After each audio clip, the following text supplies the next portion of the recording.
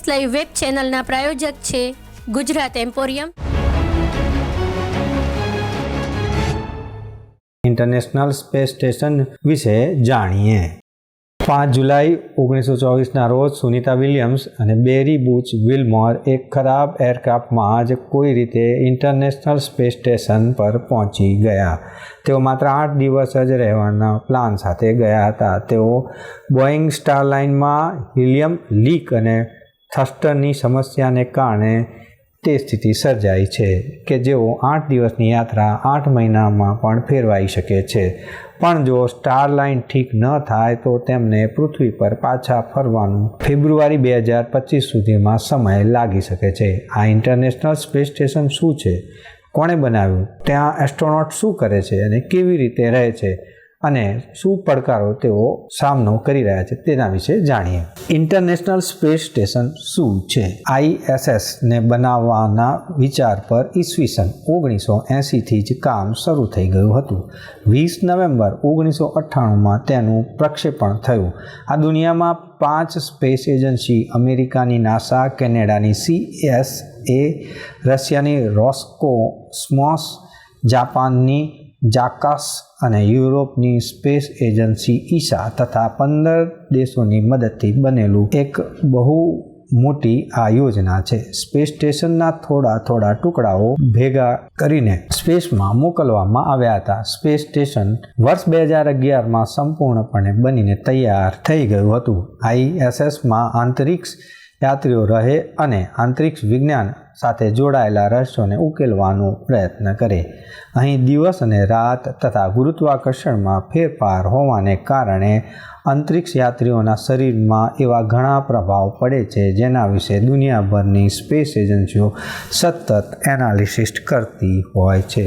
Space station એક એવું platform કે જેના દ્વારા પૃથ્વીનું સર્વેક્ષણ કરી શકાય અને સ્પેસ સ્ટેશન પર એવા ઘણા પ્રયોગો કરવામાં આવે છે કે જે જરૂરી છે પરંતુ પૃથ્વીના ગુરુત્વાકર્ષણને કારણે થઈ શકતા નથી. કેવું છે international space station? International space સ્ટેશનની લંબાઈ 109 મીટર છે. તેનું વજન લગભગ 450 ટન છે. ખાસ વાત એ છે કે ટેલિસ્કોપની મદદથી તે ધરતી પરથી પણ જોઈ શકાય છે. ISS પૃથ્વીની સપાટીથી લગભગ 400 થી 420 કિલોમીટરની ઉપરની કક્ષાએ સ્થાપિત થયેલું છે. સ્પેસ સ્ટેશનના 5 માઇલ પ્રતિ સેકન્ડની ગતિથી ધરતીની પરિક્રમા કરે છે. આમ 24 કલાકમાં સ્પેસ સ્ટેશન પૃથ્વીના 16 ચક્કર કાપે છે. સ્પેસ સ્ટેશન એક દિવસમાં ચંદ્ર સુધી જવા અને પાછા આવવા જેટલું અંતર કાપે છે. ISSમાં રહેવા અને કામ કરવાની જગ્યા 6 બેડરૂમવાળા ઘરથી પણ મોટી છે. તેમાં સૂવા માટે 6 ક્વાર્ટર્સ છે, 2 બાથરૂમ છે, 1 જીમ છે અને એક 260 ડિગ્રી વ્યૂવાળી એકમાત્ર બારી પણ છે. ISS પર 7 લોકોનું ક્રૂ હંમેશા હાજર રહે છે પરંતુ ક્યારેય ક્રૂ હેન્ડઓવર દરમિયાન ISS પર એસ્ટ્રોનોટ્સની સંખ્યા વધી પણ જાય છે. આંતરિક્ષ યાત્રીઓને પાણીની ઉણપ ન થાય તે માટે તેઓ જ્યારે યુરિન કરે ત્યારે તે ફિલ્ટર થઈને પાછું ડ્રિંકિંગ વોટર સપ્લાયમાં ચાલ્યું જાય છે. સ્પેસ સ્ટેશનમાં ઓક્સિજન ઇલેક્ટ્રોલાઇસન્સની પ્રક્રિયાથી મળી રહે છે. ખાનપાનનો પૂરતો જથ્થો સ્પેસ સ્ટેશન પર હોય છે. સ્પેસ સ્ટેશન પર એસ્ટ્રોનોટ્સ અને કોસ્મોનોટ્સે નિયમિત રીતે સ્પેસ વોક તથા એક્સરસાઇઝ કરવી પડે છે. તેમણે સ્ટેશન પર કન્સ્ટ્રક્શન, મેન્ટેનન્સ અને અપગ્રેડના કામને અંજામ આપવા પડે છે. ISS સાથે એક સાથે 8 અંતરિક્ષયાન જોડાઈ શકે છે. પૃથ્વી પરથી લોન્ચ કર્યાના 4 કલાકની અંદર સ્પેસક્રાફ્ટ સ્પેસ સ્ટેશન સુધી પહોંચી શકે છે. આખું સ્પેસ સ્ટેશન સૂર્ય ઉર્જાથી સંચાલિત થાય છે. સ્પેસ સ્ટેશન પર રહેલી ઇલેક્ટ્રિક પાવર સિસ્ટમને 8 માઇલ લાંબા તારથી જોડવામાં આવી છે. સ્પેસ સ્ટેશનની બહાર એક સાથે 20થી વધારે અલગ અલગ રિસર્ચ પેલોડ રાખી શકાય છે. ISS પર લાગેલા સોફ્ટવેરના આશરે 3.5 લાખ સેન્સરને મોનિટર કરે છે. 50થી વધારે કોમ્પ્યુટર સ્ટેશનની સિસ્ટમથી તે કંટ્રોલ થાય છે.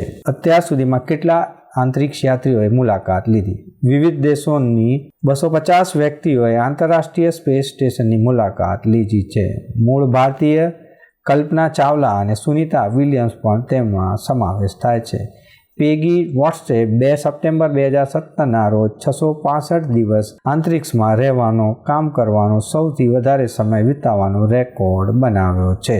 18 માર્ચ 1965ના રોજ પહેલીવાર સ્પેસ વોક રશિયન અંતરિક્ષ યાત્રી લેક્સ્કીએ કર્યું હતું. એક દિવસમાં 16 સૂર્યોદય અને સૂર્યાસ્ત. ઇન્ટરનેશનલ સ્પેસ સ્ટેશન ધરતીથી એલિયો ઓર્બિટમાં છે, તેથી તે પૃથ્વીનું એક ચક્કર લગાવતા રહે છે. ખાસ કરીને વાત કરીએ તો દર 90 મિનિટે તે ધરતીનું એક ચક્કર પૂરું કરી લે છે. એટલે કે અહીં દર 90 મિનિટે સૂર્યોદય થાય અને એટલી જ વારમાં સૂર્યાસ્ત પણ થાય છે. ધરતીની સરખામણીમાં જોઈએ તો અહીં 24 કલાકમાં 16 વાર દિવસ અને રાત થાય છે.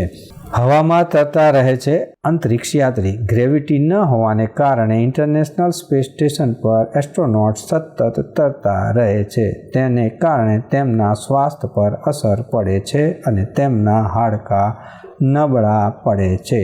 સ્પેસમાં એસ્ટ્રોનોટની ઇમ્યુનિટી સિસ્ટમ પણ પ્રભાવિત થાય છે.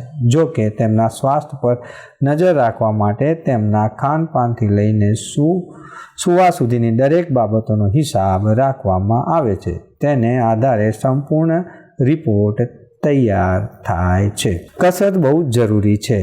અંતરિક્ષમાં ગુરુત્વાકર્ષણ ન હોવાથી સ્પેસ સ્ટેશનમાં સૂક્ષ્મ ગુરુત્વાકર્ષણની સ્થિતિમાં એસ્ટ્રોનોટ રોજ ઓછામાં ઓછા 2 કલાક સુધી કસરત કરવી પડે છે.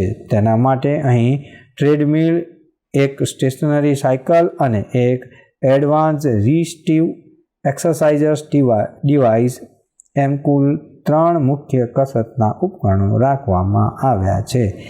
એઆરઆઈડીના ઉપકરણે પરંપરાગત ભારતને બદલે વેક્યુમ સિલિન્ડરનો ઉપયોગ કરવામાં આવે છે, જેના પર એસ્ટ્રોનોટ જોર લગાવીને ભાર ખેંચે તેવી કસરત પણ કરતા હોય છે. દર્શક મિત્રો, આ હતા અત્યાર સુધીના સમાચાર. સમાચારની ખાસ ગતિવિધિ માટે આપ નિહાળતા રહો એસ લાઈવ ન્યૂઝ બુલેટિન. નમસ્કાર.